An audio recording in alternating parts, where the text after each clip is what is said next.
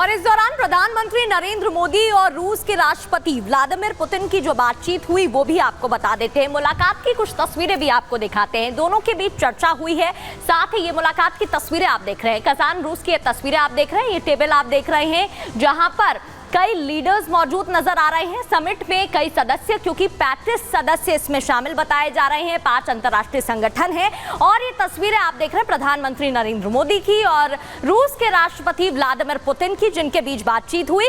इस दौरान प्रधानमंत्री नरेंद्र मोदी ने कहा है कि मैं उत्सुक हूं कि मैं समिट में शामिल हुआ हूं। रूस और यूक्रेन की जंग को लेकर लगातार हम संपर्क में रहे हैं, बातचीत होती रही है और हर परेशानी, हर समस्या का समाधान शांति व्यवस्था की बहाली, शांति व्यवस्था बनाए रखना ही है। अब आगे बढ़ते हुए आपको दिखाते हैं कि ब्रिक्स सम्मेलन में 35 देश शामिल हुए हैं। वो 35 सदस्य कौन से हैं, किन किन को आमंत्रित किया गया है, आपको तस्वीरों के जरिए, ये देखिए ग्राफिक्स पॉइंटर्स के जरिए बता देते हैं। रूस, भारत, चीन, इसके अलावा ब्राजील, साउथ अफ्रीका, ये वो देश जहां से शुरुआत होती है। इसके बाद कौन कौन से वो 35 देश शामिल हैं ये भी आपको बता देते हैं। साउथ अफ्रीका, इसके अलावा इजिप्ट, ईरान, इथियोपिया, सऊदी अरब, यूएई, हालांकि अल्जीरिया और आर्मेनिया को पहले भी आमंत्रित किया गया था। शुरुआत में अर्जेंटीना की तरफ से मना किया गया था, फिर उसके बाद शामिल वो हो गया। इसके अलावा अजरबैजान, बहरीन और बेलारूस, इंडोनेशिया, श्रीलंका और साथ ही बोलीविया भी इसमें शामिल है। आपको बता दें कि मलेशिया और क्यूबा भी इस समिट में शामिल बताया जा रहा है। तो आपको बता दें कि 35 देश इसमें शामिल हुए हैं और इस वजह से इसको ऑल आइज के बराबर माना जा रहा है। इसकी जो महत्ता है इतनी ही मानी जा रही है, क्योंकि लगातार ब्रिक भी अब अपने आप को ऊपर पटल पर रखने की कोशिश कर रहा है और दोनों के बीच पर बातचीत हो रही है। अब ब्रिक करेंसी को लेकर आपको बताते हैं, दोनों के बीच जब बातचीत होगी, यहाँ पर कई देश शामिल होने वाले हैं। ब्रिक समिट में कई बड़े फैसले लिए जा सकते हैं, ये बताया जा रहा है। ब्रिक करेंसी पर भी 35 देशों की बातचीत हो सकती है। अब ब्रिक करेंसी है क्या? ब्रिक देश नई रिजर्व करेंसी शुरू करना चाहते हैं। क्यों?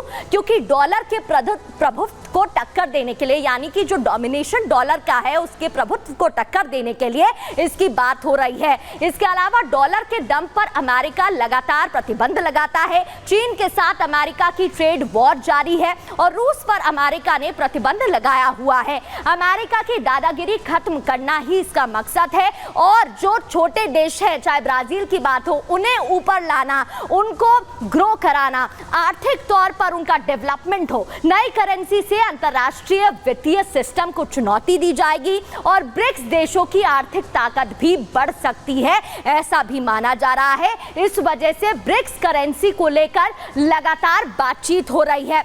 आपको बता दें कि कई क्षेत्रों में इसमें बातचीत होगी, ना सिर्फ ब्रिक करेंसी को लेकर, बल्कि जिस तरीके से जंग को लेकर लगातार खबरें सामने आ रही हैं अलग अलग देशों के बीच, इसको भी लेकर बातचीत हो सकती है। आगे बढ़ते हुए आपको बताते हैं कि ब्रिक करेंसी का जो असर है वो अलग अलग क्षेत्रों पर कैसे पड़ेगा। सबसे पहले आपको बता देते हैं तेल और गैस पर इसका असर पड़ेगा। इसके अलावा बैंकिंग और फाइनेंस पर भी इसका असर पड़ेगा। इतना ही नहीं, इंपोर्ट एक्सपोर्ट कमोडिटीज को लेकर भी इस पर असर पड़ सकता है। ब्रिक्स का असर और कहां पड़ेगा? अंतरराष्ट्रीय ट्रेडिंग को लेकर भी इसका असर साफ तौर पर पड़ सकता है। इतना ही नहीं, टेक्नोलॉजी को लेकर भी इसका असर पड़ सकता है, यह भी माना जा रहा है। इसके अलावा ट्रेवल एंड टूरिज्म पर भी इसका असर पड़ेगा, यह भी माना जा रहा है। ब्रिक्स करेंसी को लेकर लगातार बात इसलिए भी हो रही है क्योंकि फॉरेन एक्सचेंज मार्केट पर भी इसका असर पड़ सकता है, यानी कि कई क्षेत्रों में इसका असर पड़ेगा, ऐसा माना जा रहा है। तो आपको बता दें कि कई क्षेत्रों को लेकर इस पर बातचीत हो रही है और ब्रिक्स करेंसी का असर इन सभी क्षेत्रों पर पड़ सकता है, क्योंकि इस समिट में कई देश शामिल हैं। ईरान भी इसमें शामिल होने वाला है, लेकिन ईरान अपनी 2 बातों को लेकर इस समिट में पहुंचा है। वो 2 बातें कौन सी हैं और क्या उम्मीद ईरान को है, कैसे उसे मदद मिल सकती है, आपको इस रिपोर्ट में दिखाते हैं।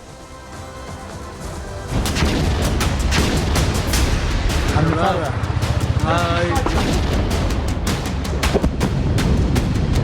इजराइल इस वक्त हमास और हिजबुल्लाह पर कहर बरपा रहा है।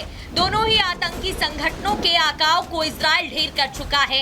ये दोनों आतंकी संगठन ईरान के प्रॉक्सी माने जाते हैं। यही वजह है कि नसरल्लाह के मरने के बाद ईरान ने इजराइल पर ताबड़तोड़ 200 मिसाइलें दागी थी।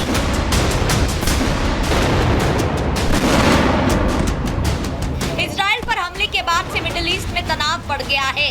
इजराइल की सैन्य तैयारी और हुतियों के ठिकाने पर अमेरिका के B-1 बॉम्बर का अटैक ये बता रहा है कि ईरान के खिलाफ कभी भी जंग छिड़ सकती है। यही वजह है कि ईरान के राष्ट्रपति खास रणनीति के तहत ब्रिक्स सम्मेलन में शामिल होने रूस के कजान पहुंच गए हैं।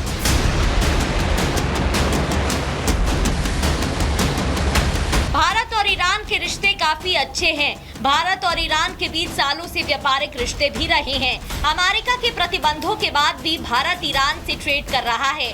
वहीं भारत जंग के खिलाफ खुले मंचों से बोलता रहा है। रूस यूक्रेन जंग को रोकने के लिए भी पीएम मोदी दोनों देशों के राष्ट्राध्यक्षों से मिल चुके हैं। ईरान जानता है कि इजरायली प्रधानमंत्री बेंजामिन नेतन्याहू भी प्रधानमंत्री मोदी के अच्छे दोस्तों में से एक है।